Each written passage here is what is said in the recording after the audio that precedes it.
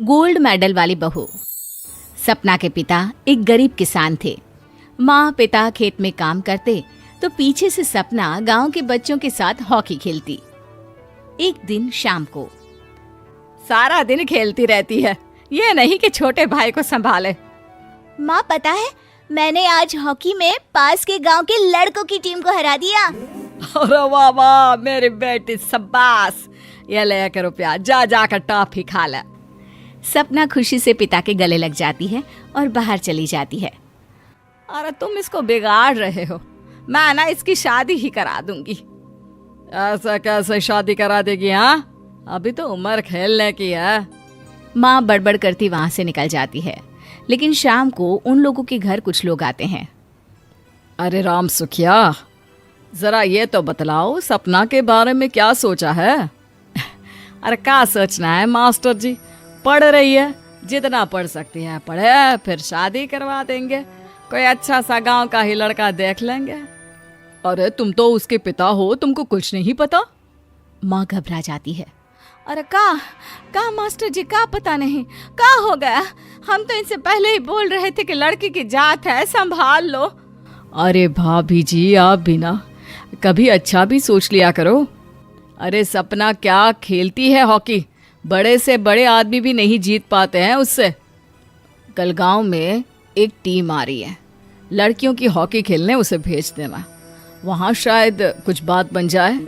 अरे ना ना मास्टर जी, कोई खेल वेल नहीं करवाना हम लोगों को, वो भी शहर के लोगों के साथ तो बिल्कुल भी ना।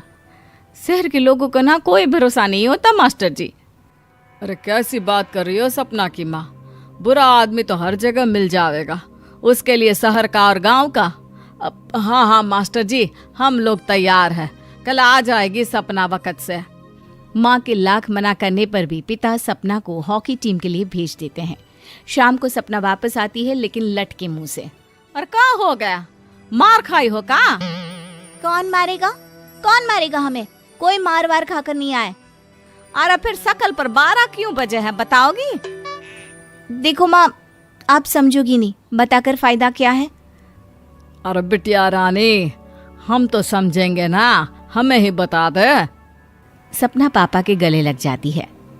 पापा, मैं ना सिलेक्ट हो गई हूँ भारत की हॉकी टीम में खेलने के लिए। अरे वाह, ये तो बहुत ही खुशी की बात है मेरे बच्चे। फिर मेरी गुड़िया काहे परेशान है? पापा, मुझे दिल्ली जाना पड़ेगा आगे की प्रैक्टिस के लिए। माँ जो सारी बात सुन रही होती है, जोर से चिल्लाती है। एक पैसा नहीं है मेरे पास, समझी? कुछ नहीं दूंगी। शादी के लिए लड़का फाइनल भी कर दिया है, कल्ले का बेटा, वो शादी कर लेगा तुमसे। सपना पिता की ओर देखती है। अरे देख सपना, खेलने दिल्ली जाना है तो सिर्फ इसी शर्त पे कि आकर कल्ले से बेटे से चुपचाप शादी कर लेगी, बोल। अरे ठीक है ना, कल्ले का बेटा तो बहुत ही समझदार है, सरकारी नौकरी है उसकी, मान गया वो तो सपना शादी कर लेगी। सपना भी धीरू, जो कि कल्ले का बेटा था, उसे जानती थी। वो मन ही मन सोचती है कि शादी तो वैसे भी होनी है, लेकिन माँ की ये शर्त मान गई तो जीवन जीने का एक मौका तो जरूर मिलेगा। हाँ, मुझे मंजूर है। तो कल मैं उन लोगों को बुला लूं? पिता और सपना दोनों एक दूसरे को देखते हैं।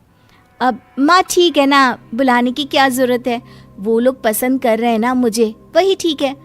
बस आप तो मेरा दिल्ली का बैग पैक कर दो। सपना दिल्ली जाती है, दिल्ली टीम के लिए खेलने के लिए। सपना खूब अच्छा खेलती है और गोल्ड मेडल जीत कर आती है। जब वो गांव आती है तो उसका जोरदार स्वागत होता है। हर कोई सपना सपना चिल्ला रहा होता है। और सपना के पापा, तुम्हारी बेटी ने तो गांव का नाम रोशन कर दिया है। गांव की तरफ से तुम लोगों को गांव में पक्का मकान और सपना को परिषद में पक्की नौकरी देने के लिए हम तैयार हैं। अरे वाह वाह, पक्का मकान, ये तो बहुत अच्छी बात है, लेकिन सपना की नौकरी नहीं चाहिए हमें। हाँ, कैसी बात कर रही हो सपना की माँ? लड़की की नौकरी रहेगी तो अपने पैरों पर खड़ी रहेगी, किसी के आगे झुकने की जरूरत ना पड़ेगी। अरे चुप रहो, हम तो नौकरी ना करते हैं, पर मजाल है कि किसी के आगे झुके हो। ना ना, हमारी बेटी नौकरी नहीं करेगी। पिता लाख समझाते हैं लेकिन माँ नहीं मानती। और फिर वो दिन भी आ जाता है जब सपना को अपने कहे अनुसार लड़के से शादी भी करनी पड़ती है। ससुराल में ए बहू, तू रोज रोज सुबह कहाँ जाती है? घर का सारा काम निपटा कर कहाँ भागती है? माँ का घर तो पास ही है, वहीं निकल जाती है क्या? नहीं माँ जी, मैं हॉकी खेलने जाती हूँ, मुझे खेलना पसंद है। खेलना पसंद है? अरे कैसी बात कर रही है बहू, शादी के बाद तो कोई लड़की खेलती फैलती नहीं है, वो घर का काम काज देखती है। सपना कुछ नहीं कहती। वो एक रोज कमरे में अपनी अलमारी ठीक कर रही होती है कि तब सुनो, वो जो लटक रहा है ना, क्या बोलते हैं उसे? मेडल।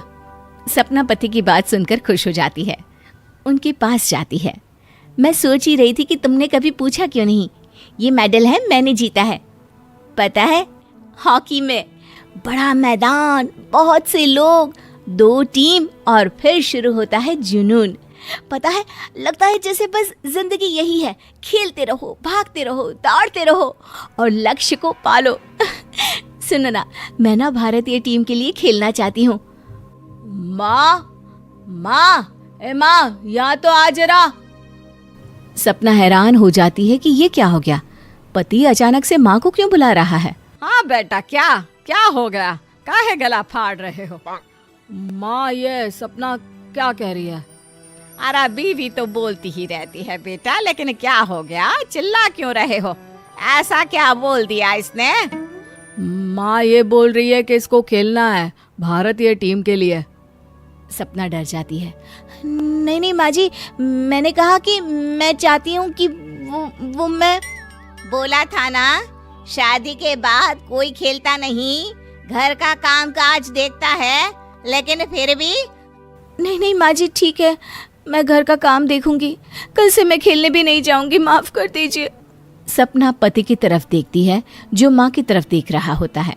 उसे गुस्सा तो आता है, लेकिन करती भी तो क्या, सास के सामने कैसे पति की क्लास लगाती। अरे बेटा, अब क्यों घूरे जा रहे हो बहू को? माँ, अभी इस बात का फैसला करके जाना, वरना ये तो तेरे कमरे से जाने के बाद मुझे। अब चुप हो जाइए आप, छोटी सी बात का बतंगड़ मत बनाइए। छोटी सी बात?